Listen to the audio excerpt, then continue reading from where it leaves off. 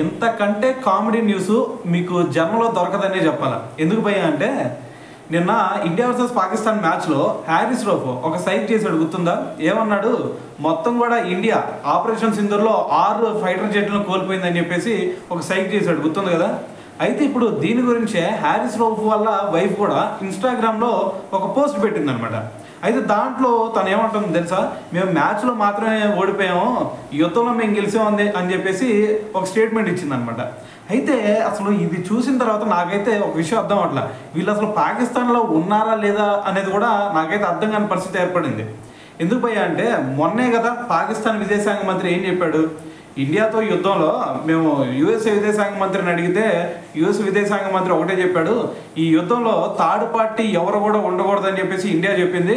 So కాబట్టి దీంట్లో మేము మరి పార్ట్ ఉండలేము, మీకు మరి యుద్ధం ఆపడానికి మేము ఎట్టి పరిస్థితుల్లో ట్రై చేయలేము, మీకు హెల్ప్ చేయలేము అని చెప్పేసి యుఎస్ఏ చెప్పింది అని చెప్పేసి క్లియర్ కట్గా చెప్పారు కదా.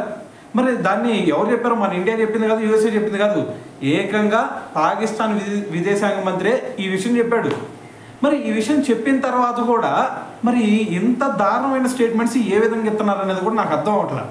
అంటే వీళ్ళు పాకిస్తాన్లో ఉంటున్నారా, లేదు అంటే పాకిస్తాన్ మీడియా ఏదైనా సరే ఫేక్గా అక్కడ ఉన్నటువంటి ప్రజల నుంచి నెగిటివ్ రాకూడదని చెప్పేసి ఈ విధంగా ప్రచారం చేస్తూ ఉందా, లేదు అంటే వీళ్ళు తెలిసి కూడా ఈ విధంగా నాటకం ఆడుతూ ఉన్నారనేది కూడా అర్థం కాని పరిస్థితి. సో మరి దీని గురించి చాలామంది ఇండియన్ ఫ్యాన్స్ కూడా ఫైర్ అవుతూ ఉన్నారనమాట. సో మరి క్రికెట్ అయినా సరే, యుద్ధం అయినా సరే, ఏదైనా సరే ఇండియానే గెలిచిద్ది అని చెప్పేసి ఓపెన్ స్టేట్మెంట్ ఇవ్వడం జరిగిందనమాట.